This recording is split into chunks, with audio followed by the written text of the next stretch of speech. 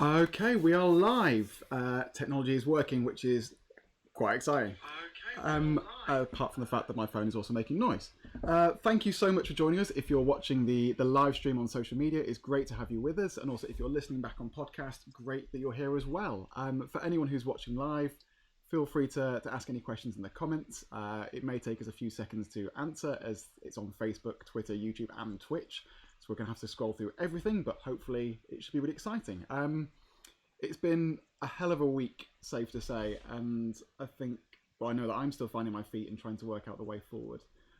So I thought it'd be really interesting to talk to other people in the music world about how they're doing at the moment and what they're up to and how they've transitioned into being online and kind of how they're feeling as well.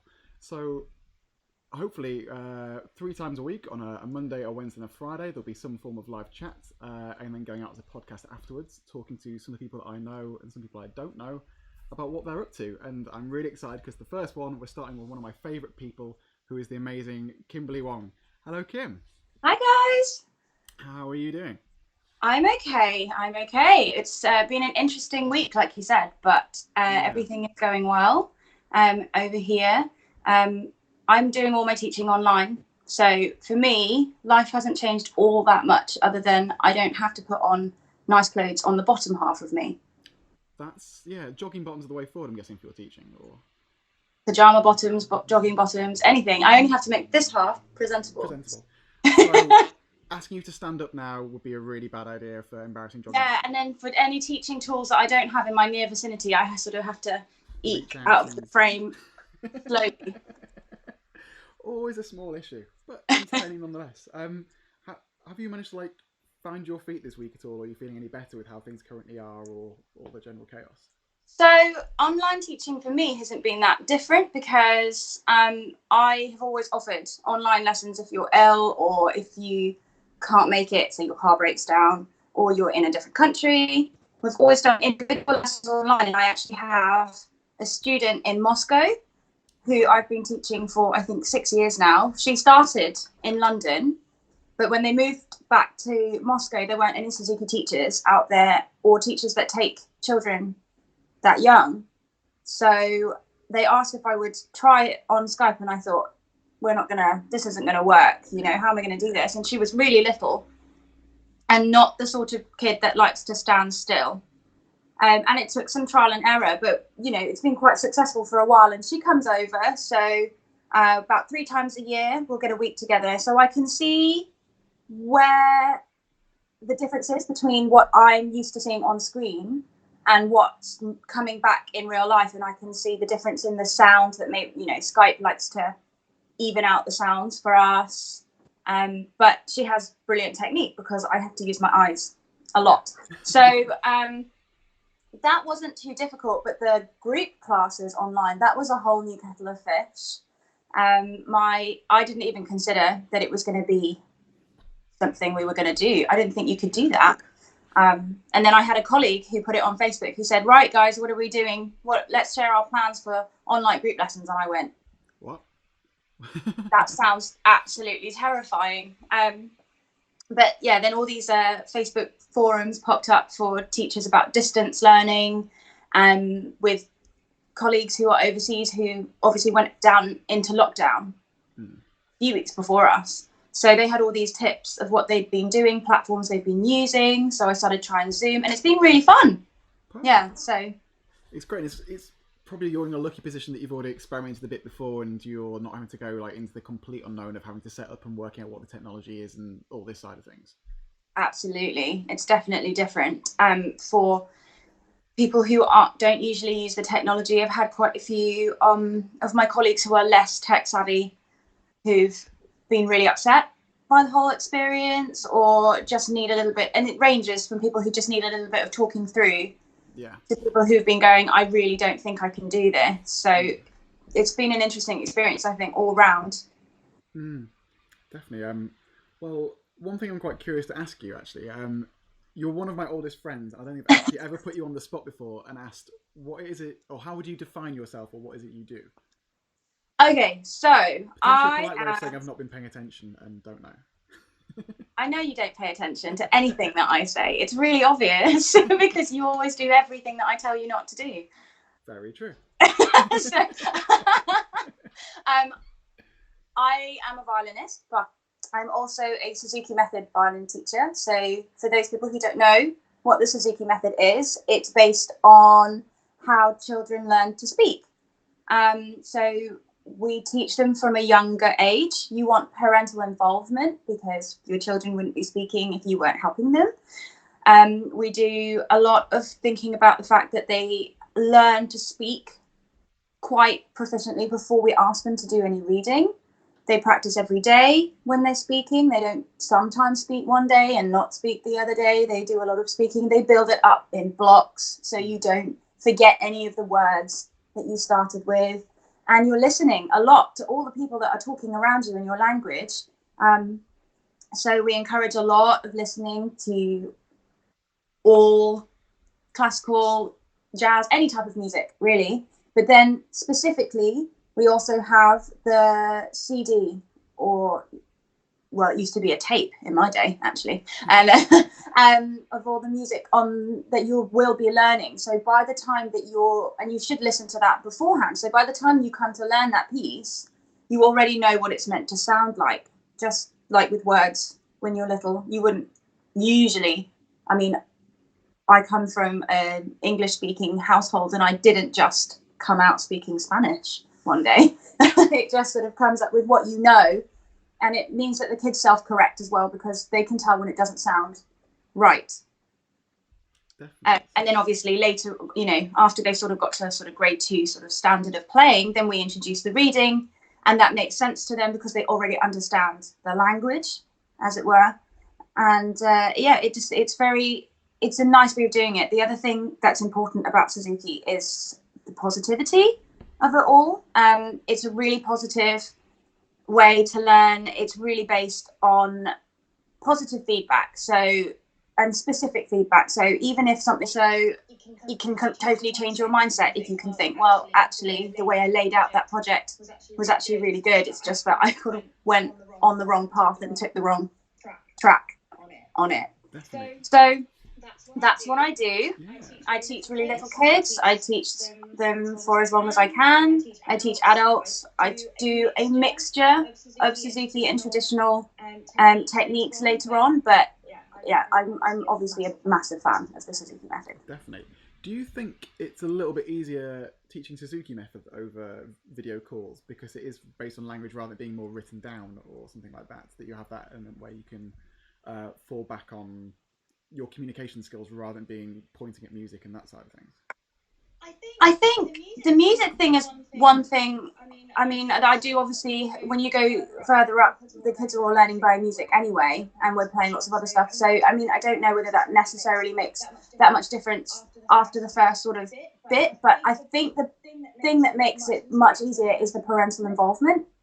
So obviously after a certain stage, you don't have parents in the room, but for the little kids, having someone there who has been with them through the whole process and therefore can kind of be my hands if necessary, but also understand the process and know how to help them in the room in real time, makes a huge difference over children who, who are maybe a bit too young to understand exactly what you're trying to say, or too early on in the process of trying to understand what the techniques are that we're looking for, and don't have somebody at home who can correct them in that way because they haven't been through the process, they haven't been practicing with them at home, they haven't been physically doing it with them.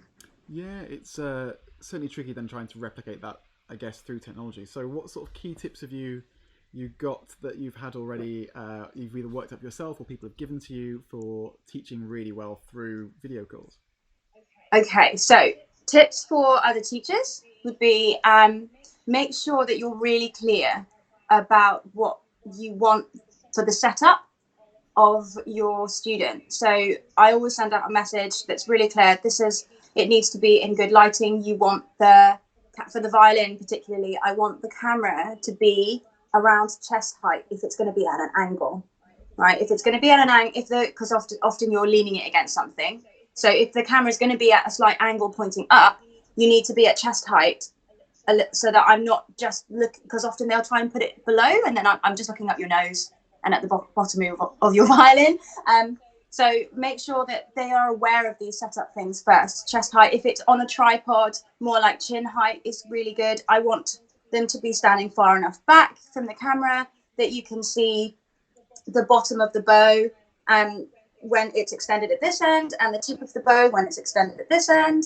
That I want to be able to see the fingers, but all these kinds of things are important. There needs to be enough space for them to move backwards so that they're kind of ready. To be honest, though, as soon as you start the lesson, you're still going to be explaining, I need it to be up a bit, I need it to be down a bit, you need to be further away. Here's a cat that we were talking about. I was certain was going to be a part of this, is your cats coming halfway through, who I know that you absolutely love. The thing is, they're not usually in the teaching room when I'm teaching because they're quite distracting for little kids. But kids. One thing about being at home and not having the kids here is that they can be with me a bit more, and this is sort of a normal sight. Yeah. One of them walking across the piano or landing on my head or something. Are they quite confused as to why you're there the entire time and they're wanting their own space and being general cats and that sort of stuff? I don't think they care. Very cat-like. I'm not sure that it's made all that much difference, other than that meal times have been a little bit more regular. Go away. No, he's not going anywhere. More tips. Let's see. Oh yeah. Okay. So one of the things that has come out of this has been using signs, because we already know that it's really annoying when someone is always talking to you incessantly while you are trying to play.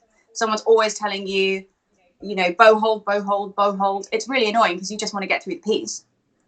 And it's even worse online because they can't even hear me when I'm talking because I can't be loud enough for them to do that. So it's one of those things where cat from pulling everything off the wall, where signs are really, really useful because they can just look up and see it. And my first lot of signs actually came from my student Caitlin. A little shout out to Alex and Caitlin there. Because it actually started out sort of as a joke, sort of not as a joke. These were a Christmas present to me because you're laughing at my cat, aren't you? Because just a tiny bit. Because she has two younger brothers, and there was a little joke going around that we couldn't get them to do what we were asking them to do, so we would eventually resort to writing it on a post-it note and then sticking it to our faces, which made them laugh, obviously, but also got our point across without having to say the same thing for the millionth time. So Caitlin actually made me these amazing signs for me to hold up in my lessons for Christmas one year, and I found them incredibly useful for the internet. So I made my own. I started adding to the collection. This one is really helpful. That one is really helpful. This is helpful. So just for, if you're listening back to the podcast, the first one was a stop sign. So you could just hold it up without actually interrupting their music, or if they're playing, they can't hear you. And what was the second one you just held up? Stop. Go and stop. Go and stop. So it's these little visual cues that can potentially help you interrupt students while they're playing and might not be able to hear you. But this one is the one that gets the most smiles from everybody. Oh, thumbs up that says good job. Perfect. So I get a lot of smiles out of that one. And yeah, I basically went a tiny bit mad, and I have a lot of them. An entire basket of visual cues, and they're incredibly colourful as well. It's not just they're like little cards that are boring. It's you've made a whole design out of them, and it's absolutely. So, and actually that was really fun. They were really fun to make. And sorry, I think he's looking for a treat. So come here. Problems you'd never expect. It could be a whole theme. Cats and musicians. Yeah, absolutely. I mean, I think there is a whole thing. Have you not all seen all the YouTube videos of these cats that like love it when you play violin or piano and stuff? These are not my cats. They don't love it when I play the violin. But in fact, one of them runs away. She used to sit in the teaching room under the sofa when she was really little. And then we had one day where I was doing grade 7 scales with someone who was really, they're hard. She was struggling to get the intonation for the diminished seventh. So we did it for about 15 minutes. And at the end of it, this cat comes out from under the sofa and she's like, went to the door and was like yelling, and she was like, I need to get out of here. And Nah. since then she won't sit in the room when we play violin anymore. So scales ruined it for her. It's that sort of frequency that just cuts through. Like for the cats and dogs, it really must be quite tricky at times. Absolutely. She's just like, I'm not doing this anymore. I refuse to do this. So Gus, come and say hello. This is Gus. This is the naughty one. Oh, so I'm assuming that cats have been a big part of keeping you sane as well, because I know Oh much yeah, you love they've your cats. been really helpful. I mean, like, they also drive me crazy, but they've been really, really lovely to have. It's been nice to spend more time with them. So that's been good. Yeah, and how are you starting to keep saying? Because I know this week I've gone from being like quite chilled, today I'm feeling quite good about it, but I think like midweek last week I had full meltdown of like general life and chaos. So Which I think you fixed with paint and wine. Was that right? yeah, fortunately, Hopefully you were painting and not drinking the paint. yeah, it was painting first as well, so there aren't like any wobbly lines, which has been really beneficial because that could have ended so bad. It's actually behind here; it's all this white. So in fairness, I couldn't have got it wrong in the slightest. So as in you painted I thought you painted like a like a a masterpiece. No, like yeah, like a my masterpiece, artistic like talents like stickmen at best. I could do that. But so you were painting a room. This makes a lot more so sense it's now. making this a little bit prettier. It's making more sense to me. I'm getting it now.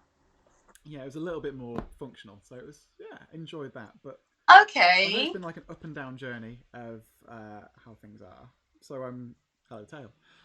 How have you found it with keeping sane? Have you been relatively okay because you work from home most of the time, or has it been? Yeah, it's been okay for me because I mean, I really like to Latin dance, so that's been a bit difficult because because we've had no dance for a while now, so it's starting to feel difficult. So sorry, he's out now. Okay, so it's starting to feel more difficult because dance has always been what kept me sane. Yeah. But at home, just been doing some workouts at home, which has been difficult because who's buying all the gym equipment? I mean, apart from me, who's buying all the gym equipment because there isn't any left on the internet to buy? And yoga has been nice.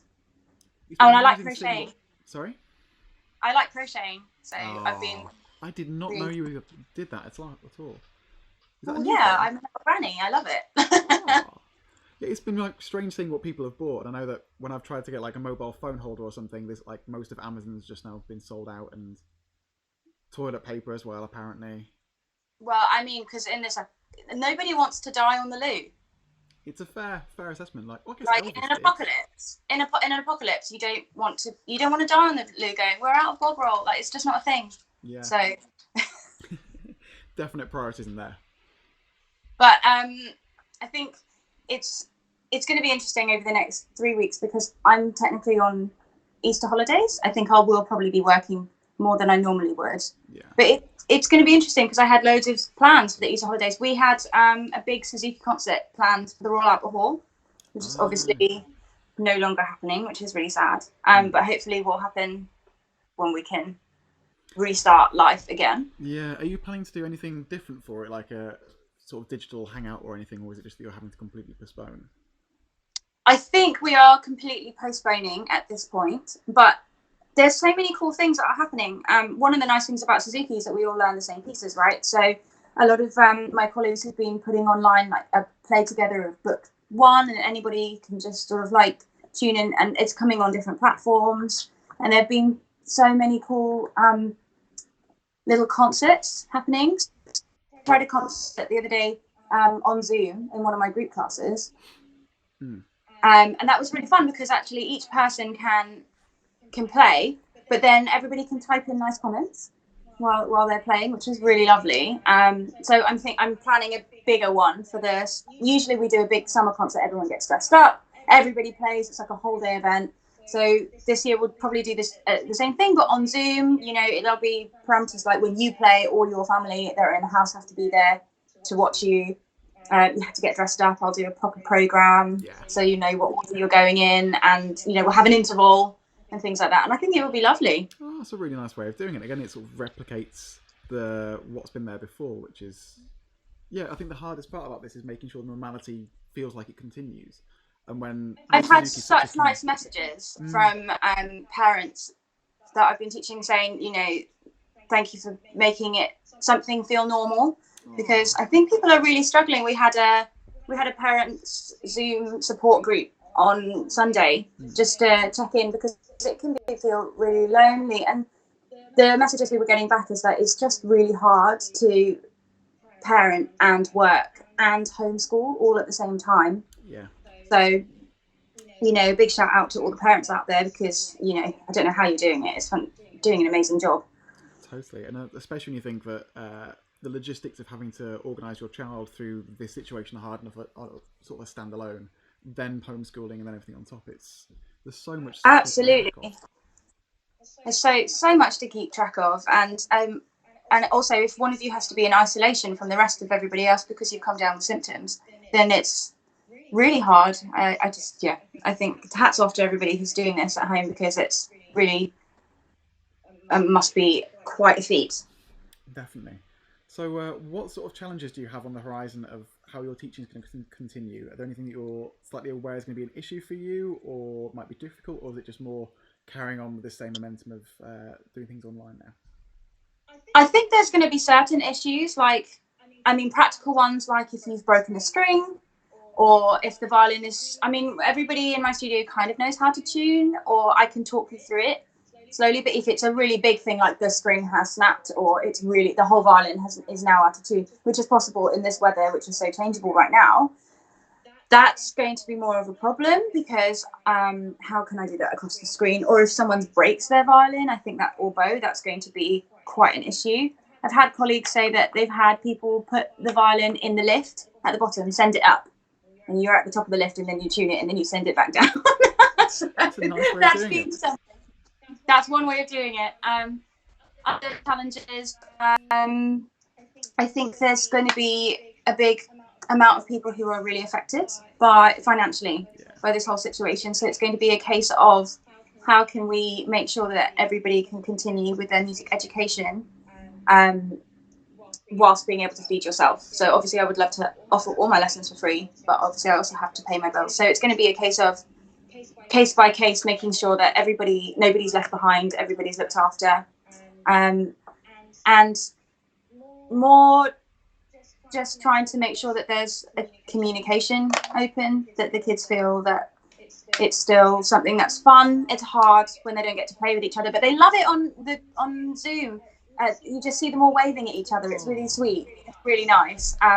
So hopefully not going to be too much of a challenge there. I think overall tone is going to be an issue, because we can't pick that up. Even with all the best equipment in the world, it's really hard to pick up the small nuances, isn't it, of tone over any kind of device. So I think, when this is all over and they all come back, I think everybody is going to be working hard on the small nuances of tone. Everyone's going to have brilliant looking technique, but we're going to be working really hard on all the small things, because we can't really work on that right now. Everybody will come back with great intonation, hopefully, as well. But tone is going to be an issue. Yeah, I think it's quite exciting that for a start we have this technology that allows us to do this. So I was thinking the other day of, like, if, say, when I was at school this had happened, and I'm not going to say sort of show how old I am, we had dial-up internet and that sort of stuff. There was no chance that we could have done this sort of level of communication or video calling or anything. So I think it's great we now have the opportunity to do this, which is really encouraging. But as you say, there's only certain limitations, and as much as you as a teacher can invest in buying the nicest microphones and equipment and stuff, you'll still at some point be reliant on the other students doing that to help the recording quality, if that's a thing. I think one of the things that's been really fun is learning how to use the technology. I would say I'm okay with working with technology, but I'm not like the most tech savvy person. Having lived with you, I would agree that you are not the most tech savvy person. Yeah, I think that's a fair assessment. Potentially, yes. But it's been really fun learning how to use some of that technology. So, for instance, I had a really fun lesson with my student Maeve on Wednesday. I asked her to send me her three grade 5 pieces that she's been working on over video, so I could check the tone and everything, because you can hear it better over video. Not perfect, but it's better. And I discovered on Zoom that I could share those videos back with her and we could watch them together, which was really interesting because then I could say things like, oh, do you see what your thumb's doing there? And she was like, no. I said, have another look. She was like, oh. So, you know, that was really fun being able to do that. And we had a vibrato lesson in group on Friday. So I discovered I could share YouTube clips, so we could all watch the YouTube clips together. And usually in group we're all crowded around my phone because I've never remembered to bring my speakers. I've had the lesson plan but I've not brought the equipment, so everybody's crowded around my little phone trying to hear what I'm talking about. And this way everybody was hearing it, you know, through their speakers at home. And we were listening to, you know, we listened to Jacqueline DePrey, obviously, Maxine Venderoff, and then we also listened to Whitney Houston. And it was fun because I had them on mute and I could see some of them at home going with her, and you know, that was really fun. So it's been really interesting, and I'm looking forward to finding more and more creative ways to bring out other things. I think we could do a lot to do with composers and researching and showing and things like that. I think it could be really fun. Yeah, London Philharmonic have been doing a really good series on composers. This is before this entire crisis, where they were having a musicologist or a music historian sit there and talk through what's happening in the music, but in a really engaged way as the music's following along on screen, and they sort of describe not only what's happening, but their emotions as well. And that's been really interesting to see how that's managed to resonate with people. So I think there's a so really great clip. It's a really cool little series. Which is okay. I'm going to ask you for the link for that because that sounds really good. Definitely, it's worth checking out. It's such a good little idea, and it gets something across that you wouldn't normally know about, which is great. That's really fun, definitely. And also, if for any younger people out there or people with younger kids, the Anne Rachlin series is great. So she plays usually like she generates things like the Nutcracker, Swan Lake, lots of different things. My favourite was always Nurse Goose and the Golden Door or something like that. They're really, really great for the kids. So check those out. Oh, fantastic. One thing I was quite curious about is when all this kicked off, music students music teachers were generally slightly concerned, obviously, about how they were going to teach and the transition to moving online. So I was quite aware of being in lots of different group forums and seeing what teachers were talking about. And then I spoke to you, and you're like, "Oh yeah, I've basically done it all." And you quickly transitioned absolutely everything into being online. We're literally within the blink of an eye, like day one of this all kicking off. I'm quite curious as to why you transitioned so quick and how you managed to do it, and basically your secrets. Well, my sister is a doctor, and so I was getting more. I'm trying to think of the word here. I was getting sort of news from her end, which seemed more severe than it was coming across in the media. And it started with the group lessons because I have some students who had already requested that they not come in for personal lessons. So that was already starting to happen. But then with the group lessons, it occurred to me that even though the schools weren't shut at the time, pretty much none of the kids that I teach go to the same schools. So you only need to have one person in the room, and then we've spread it to 20 schools, which is kind of a big deal. So we put it to a vote with the parents, and the majority sort of agreed with me that we should probably put that on hold. So we had 1 week where we missed out on lessons when I put together a plan, and then it was go straight away into the next week. And it just seemed practical to keep people safe because it's such a close proximity. Everybody touches things and you can't really control that as much as everybody already comes in and washes their hands and everything because, hygiene. It just made sense to do all of that. And I wasn't afraid of teaching online. So when it happened to be that, I think actually we only did it a couple of weeks before everybody said schools are closed and everything. So it was just easy. We already have a WhatsApp group. This is something that teachers might find useful. I've always had a WhatsApp group for all of my students. It's the first port of call. It gets the message out really quickly. If I'm ill or if we have a change of venue or if we have a concert, or if we have anything that comes up, if I need to give them a message, it just goes on the WhatsApp group, and that's really fast. So it was really easy to get the message out there. I just said, here is the Zoom ID. We're going to be doing all the lessons online. This is what I need you to do. Don't come to my house. Stay home and be safe. And it was easy to transition that way. Brilliant. That's done really well. Yeah, it's fantastic hearing sort of how well prepared you were, but also how keen you were to adapt to all these different things, which is really refreshing. So before we finish, I'm quite curious as to know, is anything you've seen over the last week that's really made you smile, both musical and non-musical, as a way of like being a pick-me-up? Put you on the spot. Well, we've had quite a few. I think one thing about all of this going around is that the memes going around online are spectacular. We have, as a population, risen to the challenge of making everybody entertained at home. So that has been something that's been quite fun. I have quite enjoyed all my coffee dates, like with you, all my coffee dates with all my friends and things like that, and actually probably seeing people that you don't live near quite a bit more often, actually, which is quite nice. Teaching the little kids has been really fun. We get a lot of zooming around the room, so they'll play and then I'll stop and they'll stop, and then they might go out of view for a minute and then they might come back and hi, and then that's been really fun. Or those of them who naturally want to sit down, because half an hour is a long time, and so you'll be talking to them and they'll slowly just start leaving the room. So that's quite fun. And then you start talking to them like this, and you're like, hi, can I see you? And they're like, yeah. Yeah, just this little forehead poking up from the bottom of the screen as I've slumped down the chair. Little forehead, little tip of the bow. That's been quite fun.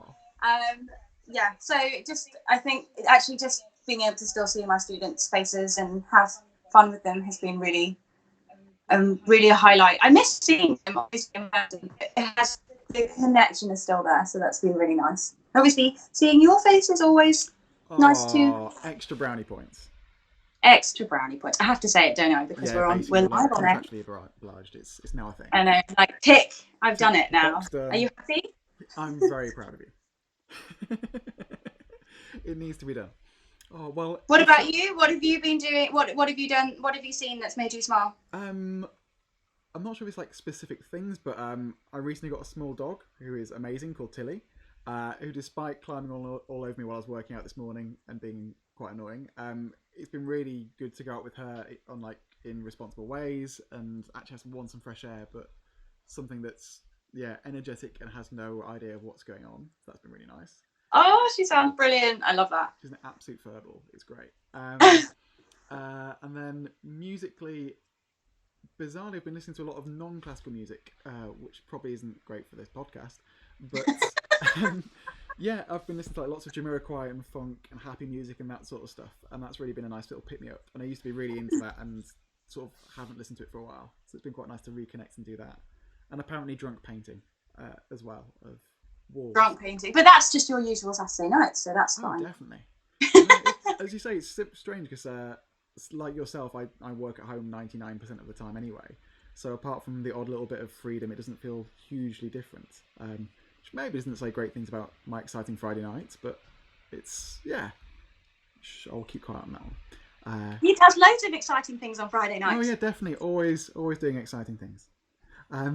But no, so that's been quite nice. And also, again, it's been good seeing the good with musicians and people sharing information and reaching out and trying to help each other. And again, as you say, the memes have been literally non-stop, which might be because everyone's not at work and they have the chance to do that now. But we have to say thank you for setting up your own forum for us and putting out all of the amazing articles that have been really, really helpful. Oh, thank you. Everybody. So thank you from the whole community because we really appreciated it. Pleasure. So if you haven't come across those, I've been releasing blogs giving free information for musicians on how to go online, and they're all available at david-taylor.org, which leads on nicely to, if people want to come across you, Kim, where can they find you on the internet and live?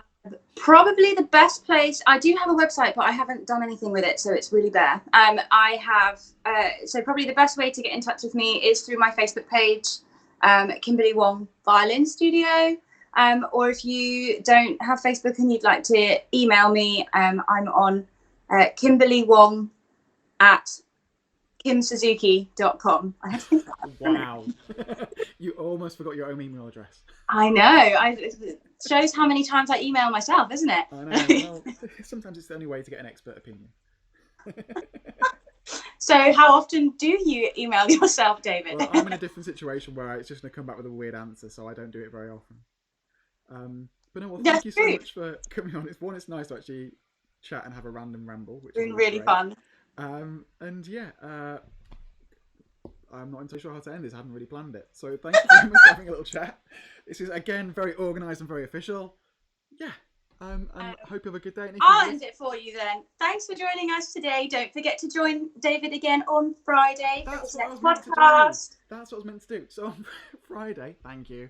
On Friday, at 4 p.m, I'm going live with John Jacob, who's a content producer. I think probably it's the best way of describing him. A content producer in classical music. So he makes podcasts, does marketing, video production, lots of stuff about how to be digital, and he's also really thoughtful and a commentator on classical music as well and what's going on, and has like razor sharp wit and is quite sarcastic in a way that I love. So that should be really fun as well. Thank you for reminding me, Kim. You're welcome. And now you need one of those sign-off things that like newscasters have. Yeah. Stay safe. London, 3 weeks to be like all explosions and giant graphics packages and all sorts of exactly, and then like a little person comes across the screen. Lovely. Well, on that note, thank you very much, and yeah, thank you for listening or tuning in. See you soon. Bye.